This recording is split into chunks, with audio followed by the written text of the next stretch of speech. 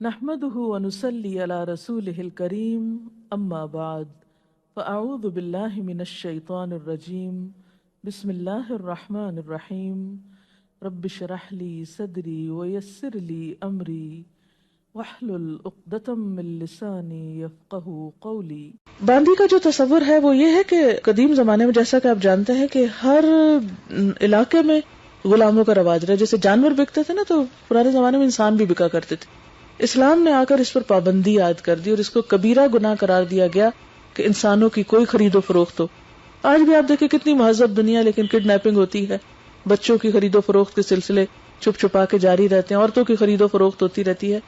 یہ اسلام کی روح سے یہ حرام اور ناجائز فعل ہے۔ پھر اس کے بعد یہ کہ اسلام نے اس کو ایک دم ختم نہیں کیا، اس کو حرام قرار دیا اور اس کے ساتھ ترغیب دی کہ جتنے بھی غلام پہلے سے ہیں ان کو آزاد کیا جائے۔ اس لیے آپ دیکھیں کہ کوئی بھی گناہ ہے اس کے کفارے میں پہلے غلاموں کا ذکر آتا ہے، غلام آزاد کرو، غلام آزاد کرو۔ اس میں ہم دیکھتے ہیں کہ حضرت ابوبکر صدیق رضی اللہ تعالیٰ عنہ کثرت سے غلام آزاد کراتے تھے، حضرت عثمان ہر جمعے کو غلام آزاد کرتے تھے، اللہ نے ان کو بہت مال دے رکھا تھا، اور اگر کسی جمعے کو ایک آزاد نہیں کر سکتے تھے تو آئندہ 2 بھی کر دیا کرتے تھے۔ اسی طرح خواتین بھی، حضرت عائشہ رضی اللہ تعالیٰ عنہ نے بہت سارے غلام آزاد کیے۔ تو اسلام نے غلامی کو ختم کرنے کے لیے کثرت سے آزاد کرنے کی طرف توجہ دلائی، اور پھر کہا کہ اگر کوئی کسی کو آزاد کرتا ہے تو وہ اپنی گردن کو جہنم کی آگ سے آزاد کرتے ہیں۔ اتنا اجر و ثواب ہے کہ انسان کی آخرت اور عاقبت سنور جائے۔ ہاں، ایک صورت ہے کہ اگر جنگ ہو اور وہ بھی جنگ ایک اسٹیبلش جہاد فی سبیل اللہ ہو، جس میں دشمن کے ساتھ واقعی کوئی ایسی صورت پیش آئی اور اس میں کچھ اگر مرد اور عورتیں پکڑی بھی آئیں تو اس کے بعد ان کا تبادلہ بھی ہو سکتا ہے، اپنے جنگی قیدی چھڑائے جا سکتے ہیں ان کے بدلے میں، یا اپنی لینڈ چھڑائی جا سکتی ہے ان لوگوں کے بدلے میں۔ اور اگر کوئی ایسی صورت نہ ہو تو ان لوگوں کو کسی ایک جیل میں بند کرنے کی بجائے یا کسی کیمپ میں رکھنے کی بجائے یا کسی ہوم میں ڈالنے کی بجائے پھر کیا ہے، ایک طریقہ یہ بھی بتایا گیا کہ ان کو پھر فوج پر تقسیم کر دیا جائے۔ اب جن کو تقسیم کیا جائے گا اس پر بھی یہ لازم نہیں ہے کہ وہ ضرور اس کو اپنی بیوی کی حیثیت میں گھر میں رکھے، وہ چاہے تو اس کو آزاد کر دے، چاہے تو کسی اور سے اس کا نکاح کر دے، اور چاہے تو اس کو اپنے گھر میں حیثیت دے، لیکن اس کی حیثیت اس طرح نہیں ہوتی جس طرح ایک آزاد عورت کی ہوتی ہے، کیونکہ اس کے سٹیٹس میں فرق ہوتا ہے۔ باندی کا یہ کوئی کانسیپٹ نہیں کہ گھروں کی میڈس کو باندی سمجھ لیا جائے یا کسی آزاد عورت کو خرید کر اس سے کوئی ایسا تعلق قائم کیا جائے۔ یہ مس انڈرسٹینڈنگ ہے جو کی گئی۔ سبحانک اللہم و بحمدک نشہد ان لا الہ الا انت نستغفرک و نتوب الیک۔ اسے عبادت سمجھا گیا ہے، لیکن اسلام میں نہ پہلی صورت روا ہے اور نہ دوسری صورت۔ نہ تو اسلام یہ کہتا ہے کہ بغیر کسی پابندی کے، بغیر کسی ذمہ داری کے مرد اور عورت کا تعلق ہو، اور نہ ہی یہ چاہتا ہے کہ وہ ان دونوں کے درمیان ایسا کوئی تعلق ہو ہی نہ، کیونکہ یہ بھی ایک بالکل غیر فطری بات ہے۔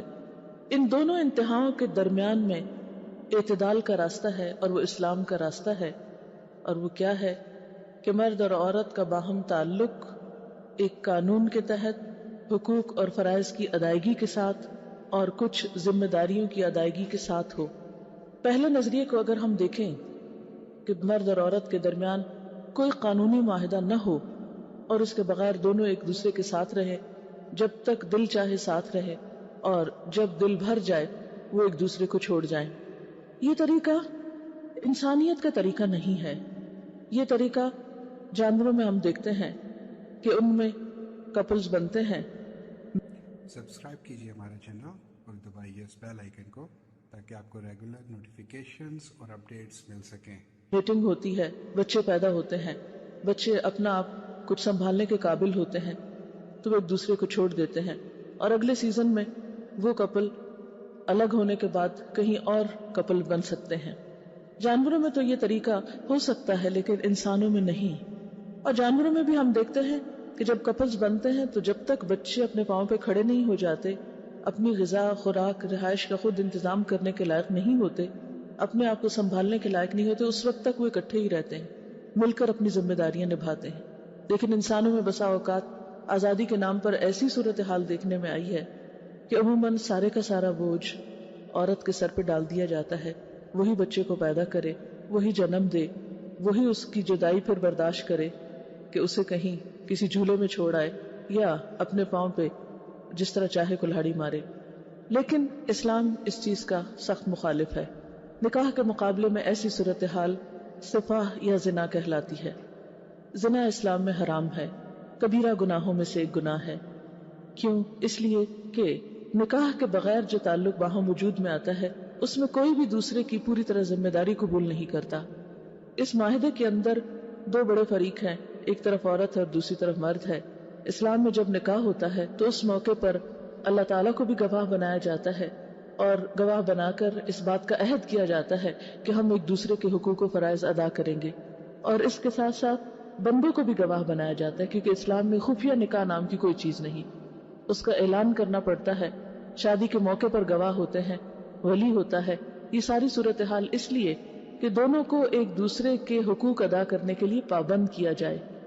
مرد ایک عورت سے بغیر کسی ذمہ داری کے نبھائے فائدہ نہ اٹھائے. وہ عورت کو پوری طرح پروٹیکشن دے، اپنے گھر میں لائے، عزت دے، اور پھر ان سے آگے جو نسل جنم لے اس کو پروان چڑھانے میں مرد پوری طرح کا شریک ذمہ داری ہو. یہ نہیں کہ بچہ پیدا ہونے کے بعد عورت سنگل پیرنٹ کے نام سے ساری مصیبت جھیلتی رہے. اور اس میں دونوں کو ایک دوسرے کے حقوق ادا کرنے کے لیے بہت طرح پابند بھی کیا گیا.